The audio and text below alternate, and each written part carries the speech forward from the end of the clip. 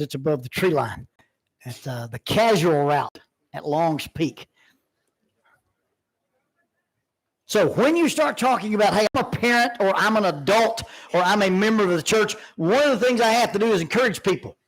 The Bible's full of that we have this reciprocity where we encourage one another. Well, as a parent, our job is to encourage, and when we encourage people to participate in things, to do things, to step outside their comfort zone, we're teaching them, number one, I'm capable. Number two, I'm significant. The second function of parents is to comfort. I like to call this crisis intervention. This comes from a Greek word, and it means literally to give counsel or to give advice. All three of these words, encourage, comfort, and urge, really look like, are very similar to the Greek word parakaleo. And that's what Jesus called the Holy Spirit. He was the comforter. There's a body armor company called Paraclete, and they were demonstrating some stuff to our team, and they had these little plates you put in your vest. And I said, Paracletus, you guys know what that word's from? He goes, yeah, we know exactly what that word from means, protector. Well, close enough. But these words involve not a passive action on your part, but a partnership. So I'm being called to the side to give aid, or I'm going to come to your side and I'm going to literally give you counsel or advice. And basically, it could be translated as to stimulate the discharge of ordinary life duties. In other words, being anti-fragile. Your circumstances don't get to predict your behavior. Just because things are hard doesn't mean you get to quit. Just because things are unpleasant doesn't mean I don't have to do them. Basically, we want to demonstrate understanding in the lives of our children, in the lives of our friends, and that leads us into crisis intervention. Now, if this is the symbol that we use for cognitive dissonance, this is another one of my famous hand signals that they make fun of. Most of the times, our communication with people is like this.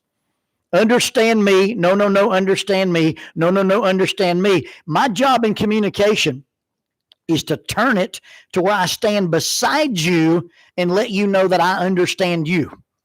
My purpose in communication is not to make you understand me, but to make sure you know that I understand you, or at least understand your perspective. I don't have to agree with it. I don't have to think it's valid. I don't have to think it's reasonable or rational. I just change my position from trying to win some argument to say, well, let me make sure I understand how you're feeling and what you're thinking and how you're processing stuff. Once you do that, you create a connection, and that connection leads you to the ability to have influence. One of the classes I teach at the police academy is a crisis intervention class, and we're teaching police officers how to respond to people in a mental health crisis. Now, your police officers shouldn't be responding to people in mental health crisis, but they do. Because if it's 2:30 in the morning and somebody goes into a mental health crisis and you call your therapist, that's an expensive phone call if your therapist answers the phone. It doesn't cost you anything to dial 911. So you've got somebody who suffers from paranoid schizophrenia and they're tearing the house up. You can't call the therapist, 911. When you call 911, they can send you a kid with a fire hose, send you a kid with a box of Band-Aids, or they can send you a kid with a badge and a gun. Guess who they're going to send? And guess what the kid with the badge and a gun is trained to do? Ask, tell, make. And then you're mad because they put hands on somebody. So we're teaching them how to de-escalate this. And the big key to this de-escalation when people are in crisis is to say, hey, let me make sure I know what's going on in your life. Not going to challenge the validity of it. Just going to say, hey, I get the way you see this. Does that make sense? So when we have trouble, when our children experience the things that children experience, they go through adversity. And under the age of about 26, your adult brain hadn't connected all the way. So you primarily in the emotional brain, and emotional brains don't function well. They make bad choices. They do things on impulse. It's now the reason they have emotional brains is because they fall in love and they write poetry and they make good rock singers. but after you get to a certain age, those kind of things go away. But if you're making decisions based on just emotion, what parents try to do is we have this pressure. We're parents. So my child's having this breakdown, and I want to come in and I want to teach some really cool intellectual adult stuff. Well, try doing sign language with the dude who's blind. That's about how effective that is. You've got to understand the emotions and walk them up into the intellect. So when we talk about crisis intervention, I like to use this little chart. So when something happens in the life of your kids, your friends, your spouse, your neighbor, or somebody's in crisis at church, when there's a crisis, you have an event. And for every event that takes place in your life, you will have a byproduct that is emotion. Now, where do your emotions come from? Where did you get the ability to emote? My wife said, that's not a word. It is. Look it up. It's a verb. Okay. Where did you get the ability to emote? Well, your emotions are all valid. Everything that you feel, you're allowed to feel because God gave you the ability to feel it. And when you understand that when I process my emotions properly, they lead to balance and harmony. Be angry, but do not sin. Do not let the sun go down upon your wrath. Godly sorrow produces repentance that leads to salvation, not to be regretted. So you have emotions, and when you process those emotions properly, they lead us into balance and harmony. What happens in the church and what happens with our families is we're emotion dismissing. Now, you don't really feel that. We're emotion denying. That's not how you feel. Or we're emotion disapproving. You can't feel that way. Christians don't feel that way. You know, your kid in the 7th grade comes in and says, I hate my soccer coach. I want to kill him. The first thing we do, because we don't end up on CNN, is no, you don't really hate your soccer coach, and you really don't want to kill him. Yeah, I do. Well, if you're in the 7th grade and you think the guy did you wrong, guess how you feel about him? Because all you are is raw emotion. I'm glad they didn't have the internet when I was in the 7th grade. I'd still be in federal prison. I'm just telling you right now, all right? But the other kid comes and says, okay, so you're angry at your soccer coach. Yeah. Why are you angry at your soccer coach? Well, this new kid moved in and he gave him my spot on the team. So let me make sure you're angry at your soccer coach because he treated you unfairly. Yes. And you're so angry right now, those emotions are strong enough that, you know, if he were in a video game, you'd nuke him. Yeah. Wow. I guess if I felt like somebody had treated me unfair, I'd feel that way too. I'm not emotion dismissing. I'm not emotion denying, and I'm not emotion disapproving. I'm not saying I agree with him. I'm just saying I understand. Okay, so tell me about this new kid. Well, he's from Brazil. Oh, well, I might let him play soccer too. I'm not sure. Well, once you calm him down and say, if you were the coach and you could play this kid or you, which one would you play? I'd probably let the kid from Brazil play a little bit. Oh, okay. But I hadn't told him he's wrong. I hadn't told him he shouldn't feel. Because if a kid comes to you with something little, I didn't make the ball team, my boyfriend broke up with me, whatever, and you dismiss and you deny and you disapprove about the little stuff, they're not going to talk to you about the big stuff when they're older because you've told them, number one, you don't know how you feel, and the feelings you feel are invalid. And you really shouldn't feel those. You fail that. You failed feeling. How do you fail feeling? Understanding that when you have emotions, they lead you to balance and harmony. It's understanding that our emotions are more information than they are instruction. And our current generation feels like that our emotions tell us who we are and how to act. They don't tell us who we are and how to act. Now, we're all guilty of it. I'm Lonnie. I'm sad. I'm depressed. I'm Lonnie. I feel sad. I'm Lonnie. I feel depressed. My emotions aren't my identity. Yet we let our emotions become our identity. You look at Esau when he makes an emotion-based decision. He comes in from hunting and he sees a bowl of red soup and he thinks the only thing I can do to be happy is eat red soup.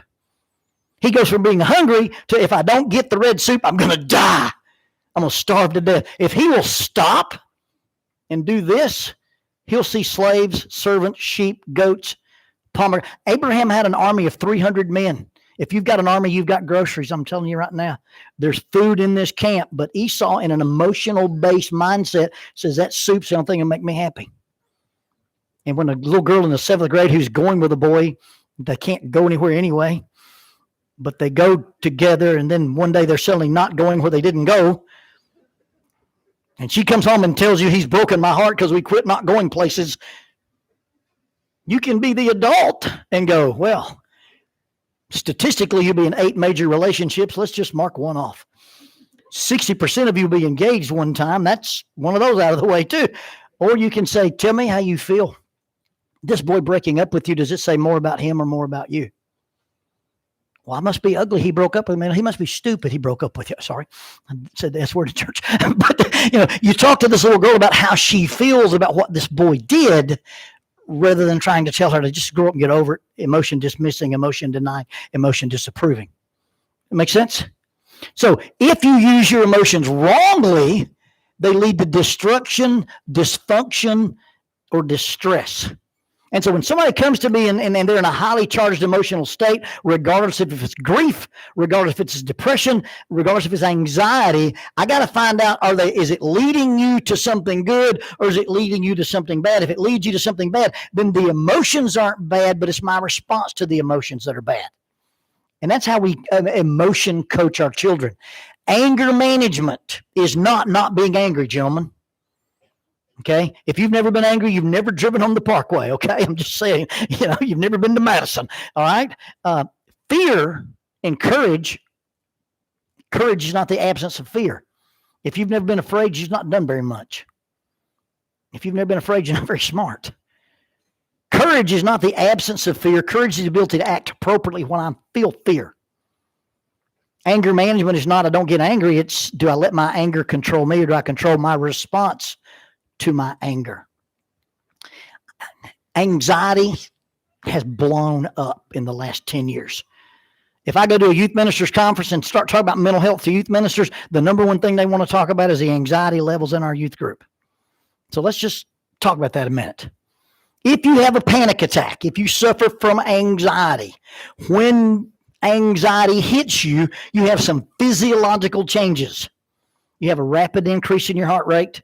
You get shallow breathing in the top part of your lungs. You get this goofy, weird feeling in your stomach. Your muscles contract. You might get sweaty palms or cold palms. Your vision contracts. And then you have auditory exclusion. When those things happen to you, is your body working normally? Yes. Your body's working the way it was designed to work. Because when something happens in my environment and I've got to go to action, run or fight or flee, my body makes me alert, motivated, and strong. You know how my body makes me alert, motivated, and strong? It dumps a hormone cocktail into my stomach. Oxytocin, norepinephrine, adrenaline, all that good stuff. The quickest way to my bloodstream is my stomach. So I get all this stuff in my stomach, and my heart says, hey, we got stuff in the stomach we got to deliver. So it starts beating faster. My lungs have to keep up. My muscles tighten up. I'm ready to dance. I'm either going to run or fight. Your body's revving its engine. There's nothing wrong with your body when you experience anxiety. Your body's just saying, hey, we got something to do. If a bear comes through one of those windows, I'll grab one of these teenagers and I'll hit him with it. I mean, it's not a problem. I will fight a bear. If bees start coming through the ceiling, I'm gone, and you better not be in my way. You can't whip 100 bees. I'm telling you, I don't care who you are. I'm out, done, gone. The same thing that makes me fight a bear or run from a bee, my heart rate increases, my lungs change, adrenaline, norepinephrine, oxytocin, all those things happen because that's just my body telling me, hey, we got to do work. Got to make you alert, motivated, and strong. And so when you feel those sensations, it's not, oh no. And most people who have panic attacks about having panic attacks because they don't like the feeling. Learn to embrace that feeling. Your engine's revving up. It's time to do what it's time to do. I feel pretty good about that. If you're riding on the back of a black armored truck about to go kick a door in and your heart rate doesn't spike a little bit, it's time to get off the team. One of my best friends, most highly decorated police officer in Huntsville. We piled in that big black armored vehicle and we're going to kick a door in on a guy that was in the FBI's 10 most wanted list. From the time they kicked the door till the shots were fired, it was 13 seconds. Jim got back on the truck and said, that was my last call out, boys. I said, Jim, what's going on? He'd been on the team since the early 90s. He said, I was riding over there with a machine gun in my lap, thinking about what I had to pick up at Kroger. It's time to get off the team because it's not serious anymore. If your body didn't do that, then you're not responding to life appropriately. Now, usually what happens when we experience anxiety is instead of focusing on my body's only doing what my signals tell it to do. So if you think, I've got to give a report. I've got to meet with the elders. I've got to talk to a girl.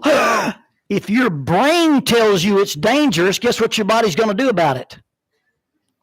It's going to. I learned this terrible lesson, and they recently, I had some surgery. I had my elbow redone. They did some stuff in my stomach, and they said, "Hey, your blood sugar's elevated." My blood sugar can't be elevated. I've always struggled with hypoglycemia. I've always had a little bit of low blood sugar. Well, they take me to the doctor, and my A1C 14. My blood sugar was knocking 400. They said, "Hey, you got to do something here." So I get on a pretty strict diet. I start working out, taking care of my man. I've always worked out, but I said, now on Mondays, I go to this jiu-jitsu gym. And in a jiu-jitsu gym, they teach you a move, and then the rest of the time, about an hour, you do rounds. You roll with as many people as you can survive. And I do about 7-8 minute rounds when I'm healthy.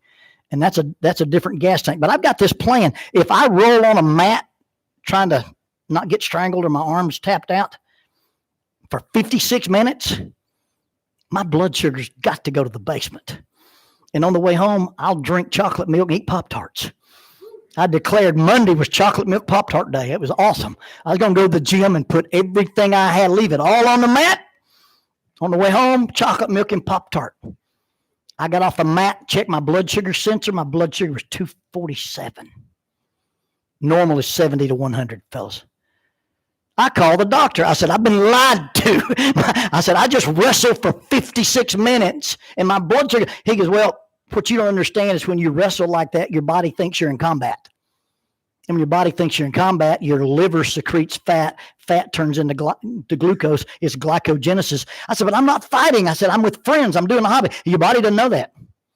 Your body just responds to the stress of physical exertion because it thinks you're fighting. So rather than dropping your blood sugar, it spiked it. When you have an anxiety attack, your body's just responding to the thoughts you had about talking to a girl, meeting with the elders, taking a test, pitching, leading a song, or giving a speech. So it's not what's wrong with my body, but if I assigned a value to something that's dangerous, it's really not dangerous. And if you make peace with that, then the anxiety probably goes away. And by the way, the only way to deal with anxiety is to deal with anxiety. If you're scared of flying, you got to get in a plane. If you're scared of snakes, you got to look at some pictures. Go to the zoo, play with a rubber snake, and probably at some point we're going to pick up a little garden snake or something. Okay? Because the only way to deal with anxiety is to deal with anxiety. If we don't leave a safe place, explore the world, get the thrill of, "Oh, that was scary, it wasn't so bad," and go back to our safe place, we stay on base the whole time. You ever played freeze tag with anybody who wouldn't leave base? Yeah, it's terrible, isn't it? That's an honest young man right there. All right. Those guys that get way out on the other end of the soccer field, they're the guys that have the most fun in freeze tag because they're not on base, but they're not being tagged either. We're teaching our children to respond to crisis. So here's what happens. There's an event that takes place in my life, and I have emotions. And I'm not really worried about what the emotion is. I'm worried about, do the emotions produce balance and harmony, or do they produce destruction, dysfunction, or distress? Well, the reasons those emotions do what they do is because we run them through a filter. So you have a feeling. Well, that feeling has to be translated. It has to go through a filter. And that filter is what we call the filter of perception. And perception affects what you see more than what you see affects what you perceive. People who don't believe in Bigfoot don't see him. It's interesting, right? I'm a hunter. I spend a lot of time in the woods in the dark, before daylight, after dark. I'm sitting in the woods and I see something move across a ridge. I go, that might have been a bear. That might have been a guy in a gorilla suit. That might have been a dude in a ghillie suit. Could have been my wife's mom. I don't know. But there's stuff moving through the woods. But I've never come to the conclusion that it's this giant missing link primeval ape. Because I don't believe in Bigfoot. But somebody who believes in Bigfoot, it doesn't matter what's in the woods. Guess what they saw? Ta-da! So our perception, am I worthwhile? Am I valuable? Am I loved? Am I strong? Am I independent? Am I capable? Am I significant? When things happen to us, that perception causes us to make translations into things, and it causes us to assign meanings to those events. Now, meanings are powerful because we have this thing, especially in trauma, we have these things called implicit meanings. And implicit meanings are those things that we know are true, but we can't prove. Those of you who cringed when I said, are you afraid of snakes? We have this implicit idea snakes are venomous. There's only 4 in America that are. In fact, is that a poisonous snake? No, you can eat them all. They won't kill you. Snakes aren't poisonous. They're venomous. Poison is ingested. Venom is injected. That's the difference in them. But we have this idea all snakes are bad. Well, are they all bad? No. Now, you don't have to like them. You don't have to think they're pretty. But there's only 4 that really have the potential to really harm you. And so we have these implicit beliefs. I'm bad. I'm weak. My mom and dad divorced. It's my fault. We have all these ideas, and they come from trauma or our interpretation of trauma. And so what happens when something happens in our lives, and my kids are in crisis, or my spouse is in crisis, or a church member's in crisis, or a friend, first thing I got to ask is, hey, tell me what happened.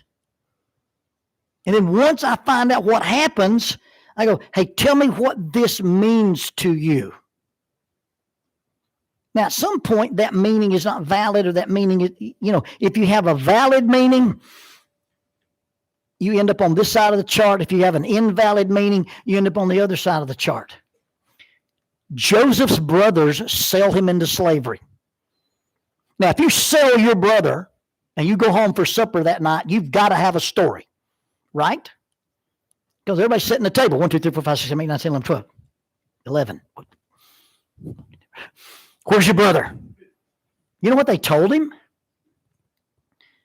The plan was to tell him something, but they didn't tell him anything. They showed him a coat with blood. And he said, I see a coat with blood. That means my son is dead. He's been torn by a wild animal, and I'll never be happy again. Is that what that bloody coat meant? Now, Joseph's in Egypt. He's running the place. He's healthier than they are. They're starving to death, and he's running Egypt. So things happen in our lives, and we assign these meanings, and the meanings aren't valid. But oftentimes with our children, we want to jump straight to your meaning is invalid rather than, hey, tell me what this means to you. Now, as a husband, something happens. I ask my wife, hey, what happened, and what does it mean to you? And I stop there. As a therapist, hey, tell me what happened. What does it mean to you? And does it mean what you think it means? Don't take that step with your wife. Just stick with what does it mean to you. Okay, just there, all right? When a Southern woman says, what did you just say? That does not mean repeat yourself. That means get right with Jesus. All right? So you just say, hey, baby, tell me what happened. What does it mean to you? Oh, I'm sorry you feel this way. I'm sorry you're hurt. I'm sorry you're sad. I'm sorry you're disappointed. But now, with a parent, at some point when you get your child talking, you say, hey, tell me what happened. And what does this mean to you? And let them talk without interrupting about what it means to them. Then you might gently start with, well, the fact that you got beat at basketball doesn't have any impact on your future and your worth as a human. The fact that you didn't make the team, unless you're planning to play in the NBA. And by the way, Michael Jordan didn't make his junior. Michael Jackson didn't make anybody's team. Michael Jordan didn't make his team as a junior in high school. It may not mean that at all. But we get these fatalistic ideas about what these things mean. And if you're a child and you're living in the emotional brain, what happens in the emotional brain of your children is they do what's known as emotional dysregulation. I'm 61, and I live in a world with very few absolutes other than the absolutes of Scripture. If that wall represents ideal and that wall represents unacceptable, if I'm somewhere on this part of the room, I'm a happy little guy. I don't get ideal anymore, and I try to stay away from unacceptable. It's just what it is. On a scale of 1 to 10, I'm probably a 6.5, but my scale only goes to 7. Okay, so I'm knocking a home run. With children, they separate ideal and unacceptable razor thin. If I didn't do it all, I didn't do any. If you didn't let me go there, you don't let me go anywhere. If I'm not the best, I'm the worst. If I didn't make an A, I made an F. And all of a sudden, they live in this world of absolutes, all or nothing. Neurotic perfectionism is what we call it in adults. And so when something happens in the life of your child, you simply say, hey, tell me what happened. What does it mean to you? Oh, those meanings created those feelings. And I'm not going to be emotion dismissing. I'm not going to be emotion denying. And I'm not going to be emotion disapproving. I'm going to feel the feelings you feel. John chapter 11. Jesus gets the news that Lazarus is sick. And Jesus looks at his disciples and says, man, I'm glad I wasn't there. We're going to do something with the glory of God. Later on, he tells his disciples, hey, our friend Lazarus is sleeping. I'm going to go wake him up. Now, well, if he sleeps, he'll get back. No. When I say sleeping, I mean he's dead. But I'm glad for your sakes, I'm going to show the glory of God. He gets into Bethany, and when he gets into Bethany, Martha comes. Interesting enough, Jesus goes to see them one time, and Martha stays in the kitchen, and Mary's, when Jesus comes down this time, Martha's got a house full of guests, and guess what she does? Leaves the guests and goes finds Jesus. Martha's a smart lady. She can learn from her past. She walks up to Jesus and says, if you'd been here, my brother wouldn't be dead. He said, your brother will live again. I know he'll live again in the resurrection. She says, I am the resurrection.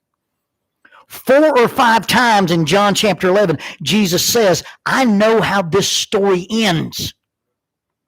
How many times do we tell our children, don't worry about it, you'll get over it. I know how this story ends.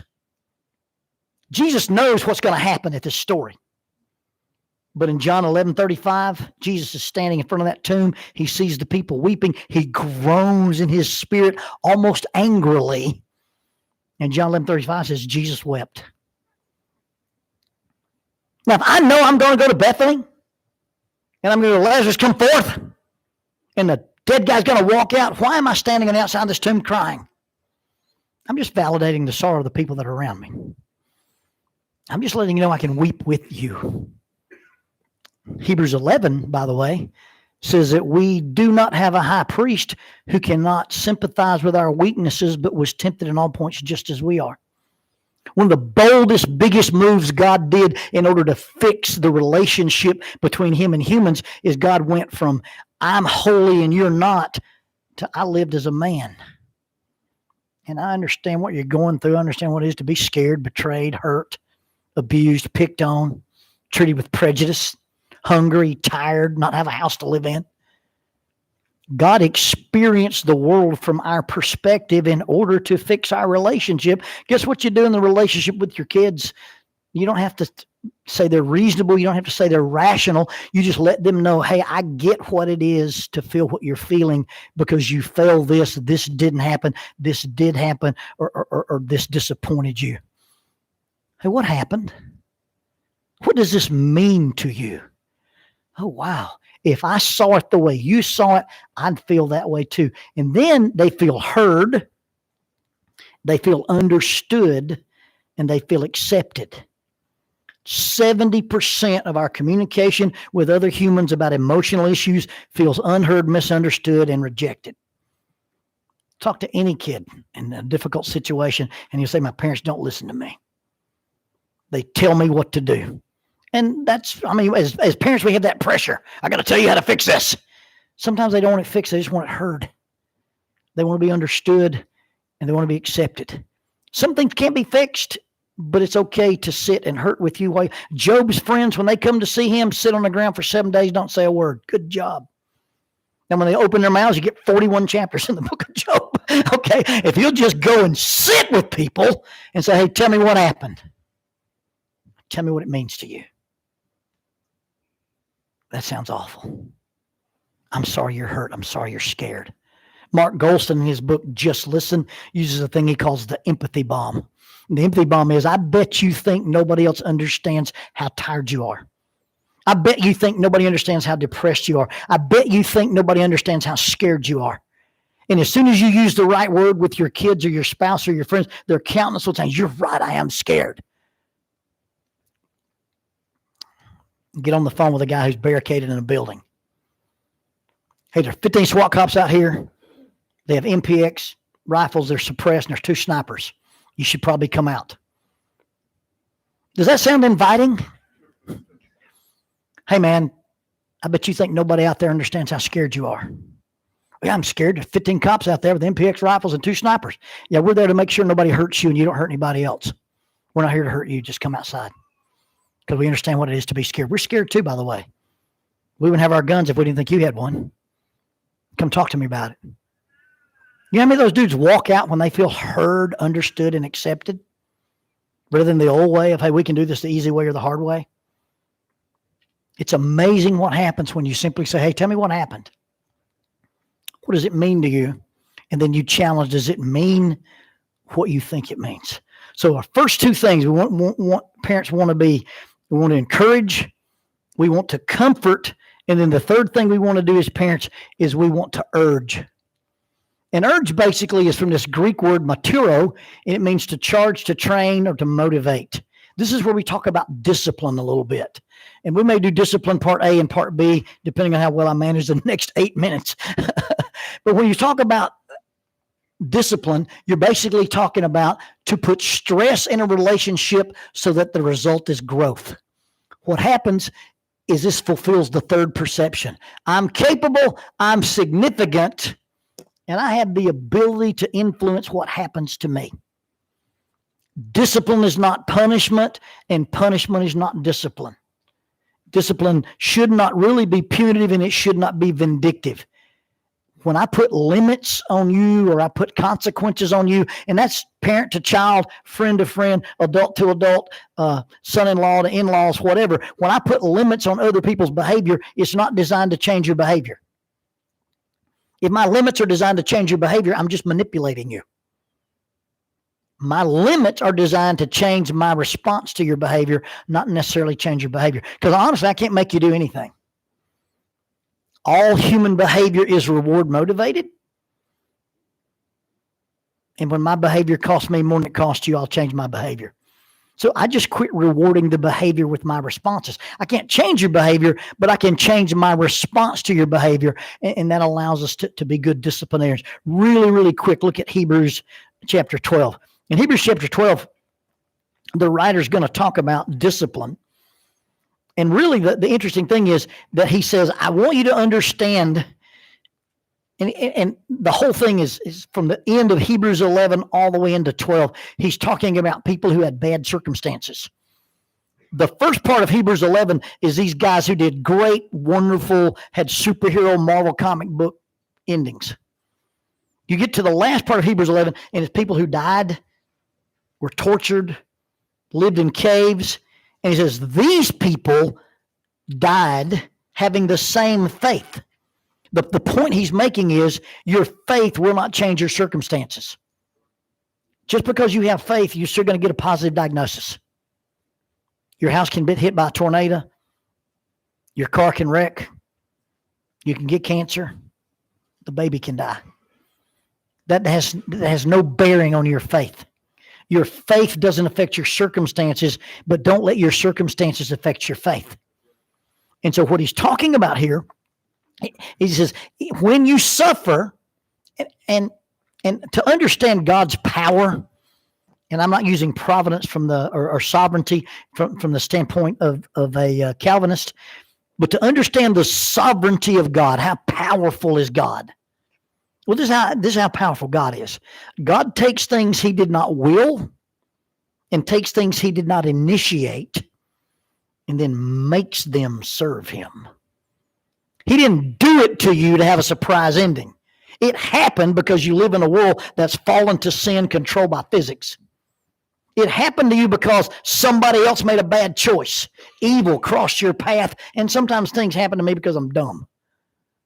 But I'm not being directly punished by God. But the Hebrew writer says, when you suffer, view suffering the same way you view discipline. And he gives us a couple of insights into what discipline should do. Hebrews chapter 12,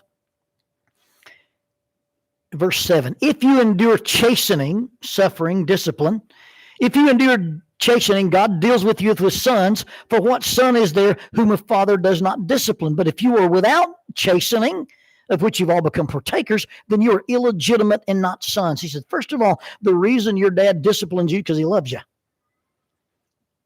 People who don't care enough to control their children don't care about their children.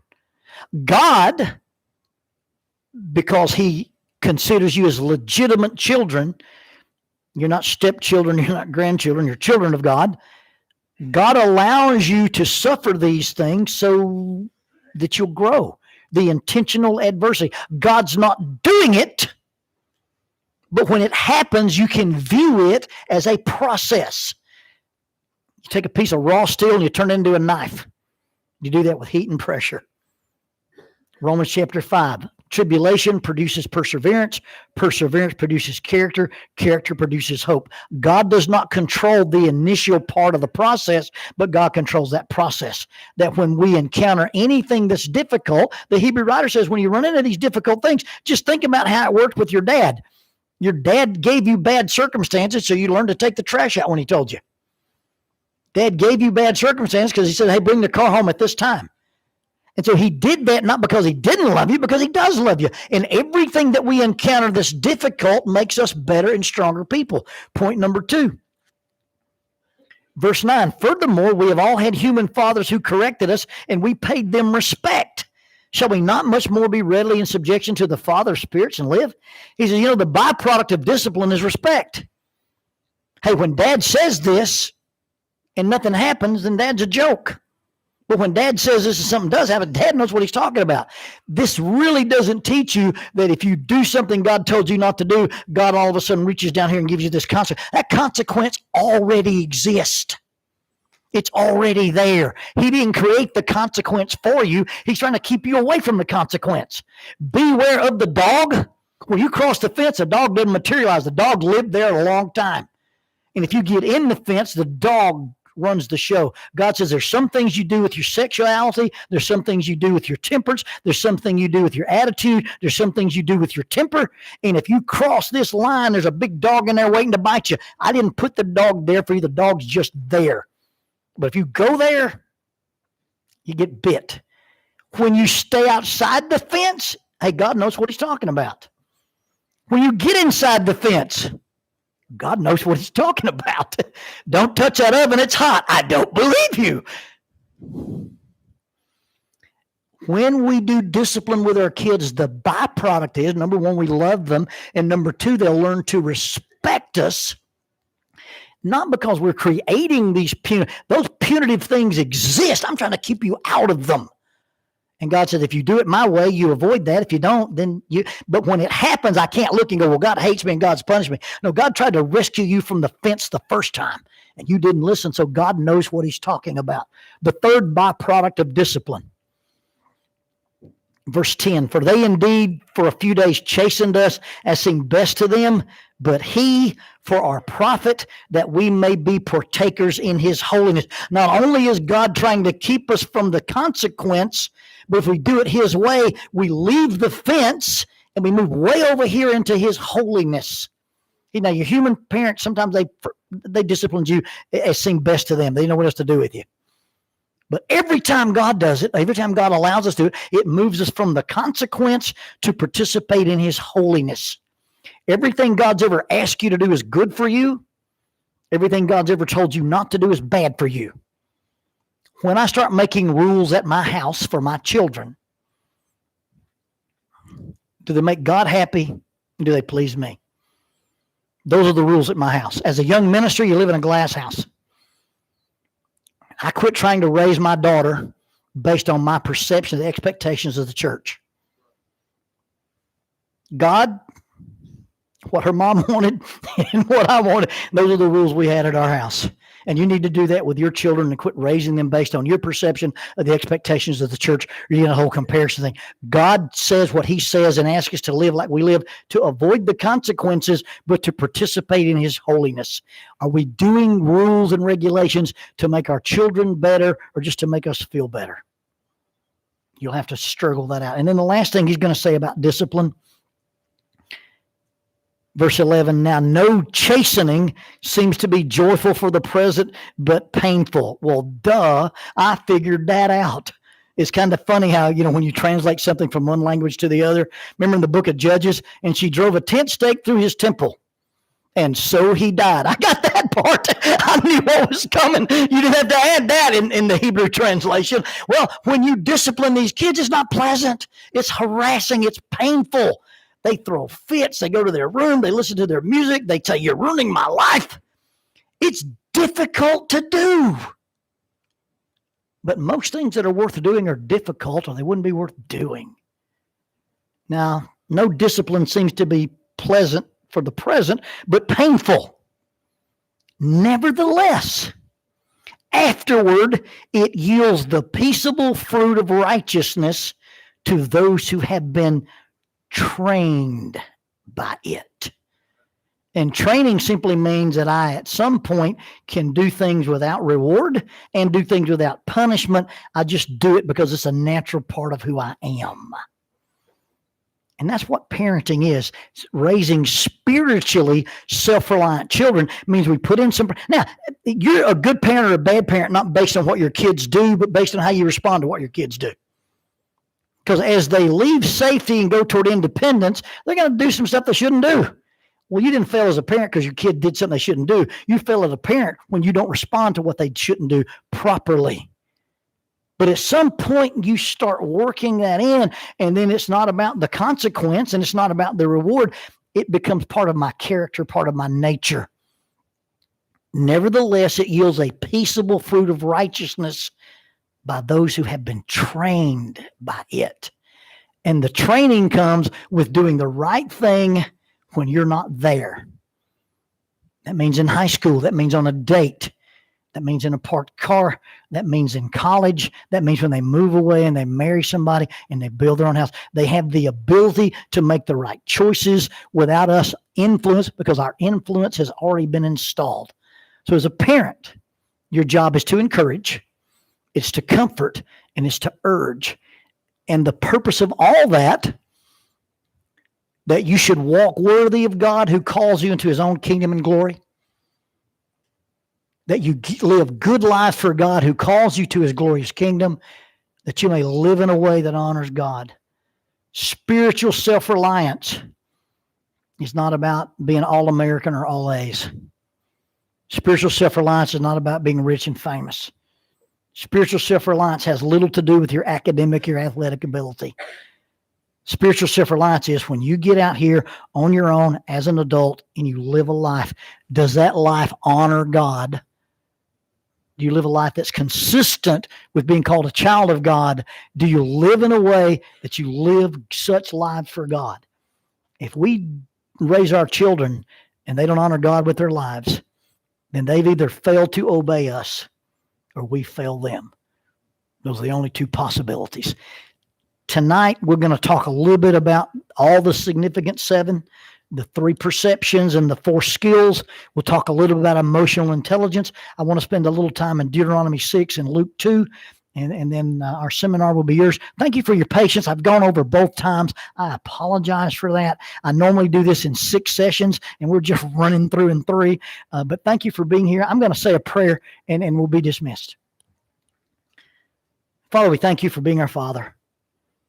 We thank you for the example of your obedient Son who suffered for his perfection and ours. And Father, we ask that you allow us to be your children and you mold us in the same way. And Father, help us to influence our children and our friends and our peers and our families so that we encourage, comfort, and urge one another. Father, thank you for this congregation, for the blessing to be with them today, for their worship service, for their praise and songs, and for being able to commune with them. Father, bless us this afternoon. Keep us safe. Help us to return. In Jesus' name, amen.